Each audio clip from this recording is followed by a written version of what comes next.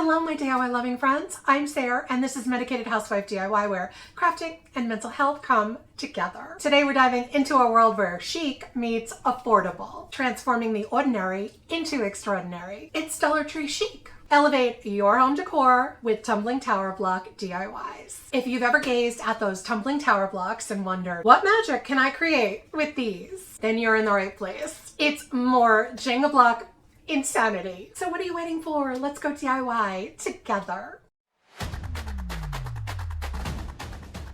For this DIY, and before we start, I want to apologize for my voice. I'm still getting over whatever this flu or virus is, and my voice is terrible. So I apologize to you guys. This is not what I usually sound like. Please bear with me. I'm using 60 total tumbling tower blocks from Dollar Tree. 40 of the 60 will have small holes drilled through them on one side, and I put the blocks into groups of 10 so that they are straight, and I tape the 10 blocks together. Then with a ruler and a pencil, I measure a 1/4 inch down from the edge and mark with the pencil, trying to center that pencil mark as best that I can on all of those taped blocks. I make 4 sets of 10 blocks plus some extra because you never know, and I measure, mark, and then I'm going to drill them as you see right here. Next, I make groups of 3 blocks glued end to end, and that's 2 drilled blocks on the ends and 1 undrilled block in the middle. I am using this Beacon 3-in-1 glue for this, which I'll link for you below, but you can also use the Dollar Tree Super Glue wood glue if you prefer. I glue sets of 3 blocks end to end. Out of all the 60 of my total blocks, 40 drilled blocks are on the outsides and the 20 undrilled blocks are on the inside. And then I'm going to have 20 groups of 3 with holes on both ends. I cut a piece of this flexible, bendable wire, which I will link for you below, and I start stringing the wire through the hole in one side of each of the 3 block sets until all 20 are strung onto the wire, kind of like a necklace or like garland or something like that. Then I pull both ends of the wire tightly together and twist them to hold the wire firmly in place, shaping my block sets into a circle shape on the bottom. Next, I cut another piece of wire to string the other side of the 3 block set, but this time I'm using one of these medium-sized wood beads in between each of the sets of blocks, as you see here. I will link these beads for you in the description box below, but you can find some wood beads at Dollar Tree too.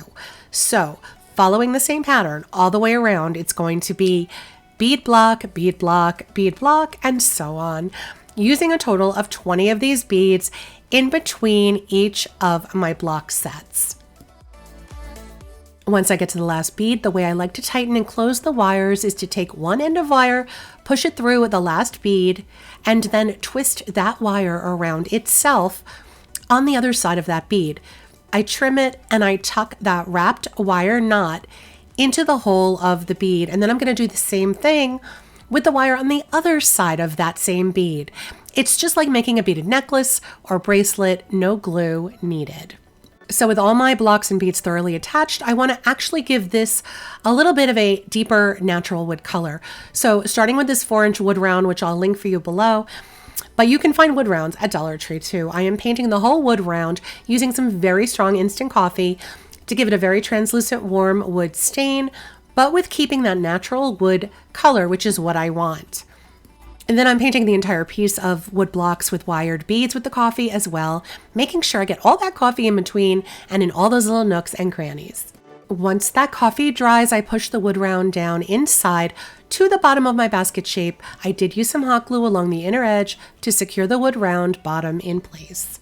And this is my tumbling tower block basket or plant holder. Similar to my vintage bread basket last week, I wanted to make one that there was this round shape as well. And I really love this one too. I especially love the natural wood color. It looks amazing with any greenery, but I could easily see this working for small rolled up hand towels in a powder room as well, or even in a kitchen. The possibilities are endless. I think this type of Jenga basket just might be a new classic. For this next DIY, I'm using 120 tumbling tower blocks from Dollar Tree. I placed 6 blocks on their sides, going halfway around this 8-inch wood round.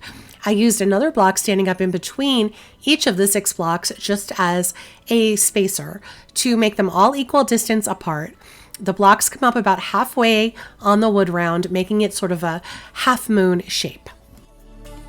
Next, I'm removing the spacer and placing 1 block on top of the space between the 2 blocks beneath it, and using some Beacon 3-in-1 glue, which I'll link for you below, but wood glue will work for this as well. I glue the first block onto the 2 blocks under it, on top of that space in the middle. I do the same with the next block and the next block, and again, the next 2 blocks. So we started with 6 blocks in that first row. We added 5 blocks on top of that on our second row.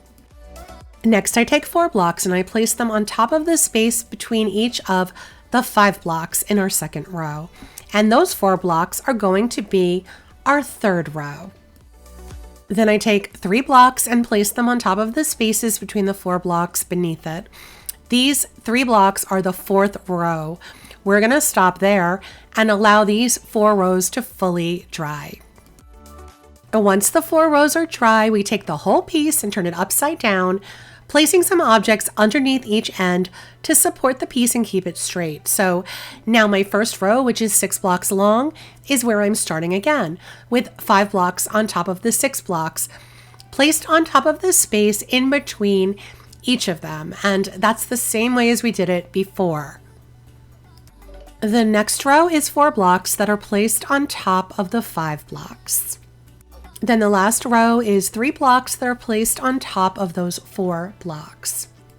So we now have 7 rows total with 3 blocks, then 4 blocks, then 5 blocks, then 6 blocks, then 5 blocks again, then 4 blocks again, then 3 blocks again. This piece is a total of 30 blocks, and I make 3 more of this exact same 30 block piece set, as you see right here. I'm using a mixture of Faux Garni Antique Wax, which I will link for you below, mixed with plain water, and I'm using that to paint all 4 of my 7-row block pieces on all of the sides and inside all those little nooks and crannies, and then I'm going to wait for all 4 pieces to completely dry. Once all 4 pieces are fully dry, I want to attach the pieces together, kind of like back to back. So with the first 2 pieces, I build this little makeshift tower to support one piece while I line up the middle block of the 3 block row with the middle block of the 3 block row on the other piece, as you see me doing here. And I need immediate hold for this. So I'm using some Starbond super glue and the accelerator, which I will link for you below, to attach one piece to the other. Then I'm still going to need to give it a couple of minutes to fully set up, even with the accelerator.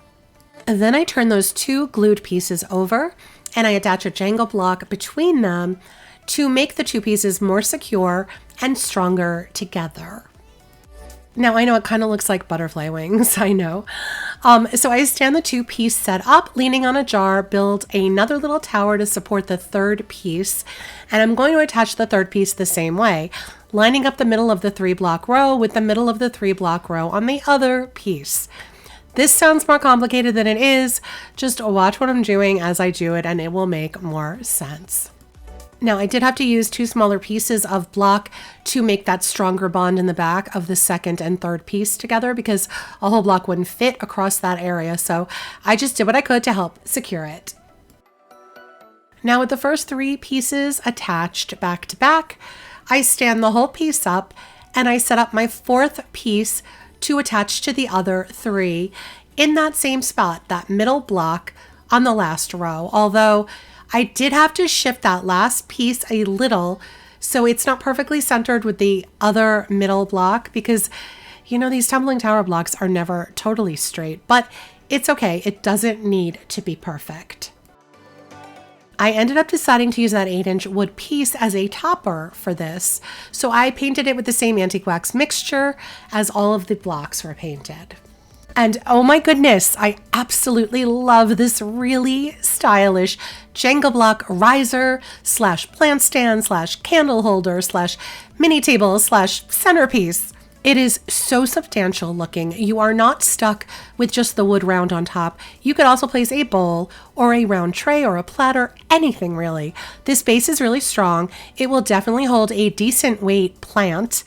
And I really love looking at it. It's just stunning. It's upscale decor. Okay, well, if you saw last week's video, you are familiar with the tragedy that was the squiggly lined candle holder. Well, folks, welcome to round 2. I drew a squiggly line on paper. Then I made a cardboard template of a tumbling tower block with a hole in the middle, and I used a pen to mark the middle onto 57 tumbling tower blocks. And there I am, actually using the drill to drill a middle hole through 57 blocks. Now, my drilling skills, granted, are truly scary, but just so you know, Jenga blocks are not easy to drill through. You've been warned. They're small. They're kind of brittle. They have their challenges, but I drilled 57 of them. So some of you guys commented on the last video that I should try using the wire instead of glue to attach my blocks into a squiggly line. So that's what I'm doing. I have an extra long piece of flexible wire. I make a twisted loop on one end, and I am stringing the wire through the middle of the block, then adding a small wood bead, then another block, then another bead, then another block, and so on. I did string all 57 blocks plus 56 small beads onto that wire. And at the end, I shaped that wire into a squiggly line. And just a note here, I also tried this with the blocks standing upright and also without any beads, and those ways just didn't work either. So rather than just give up here, I closed up the wire ends and decided to use a dab of hot glue between the beads and the blocks in an attempt to kind of help keep it into that squiggly shape, which was pretty much a waste of time and a waste of glue.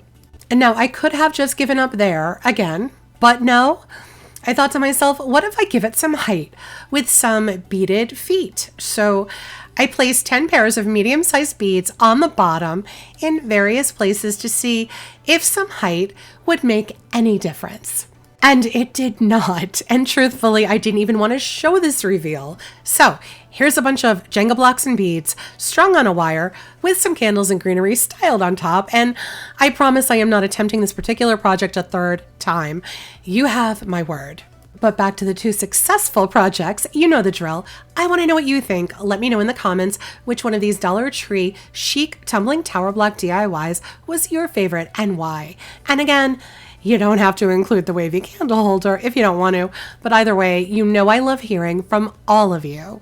I hope today's journey has inspired you, and if you love these DIYs and crave more creative adventures, make sure to hit that like button and subscribe to Medicated Housewife DIYs. Thanks so much for watching and for putting up with my raspy, sick voice this week. Hopefully I sound better next week. And until next time, keep crafting, keep creating, and remember, we're making the world a more beautiful place, one DIY at a time.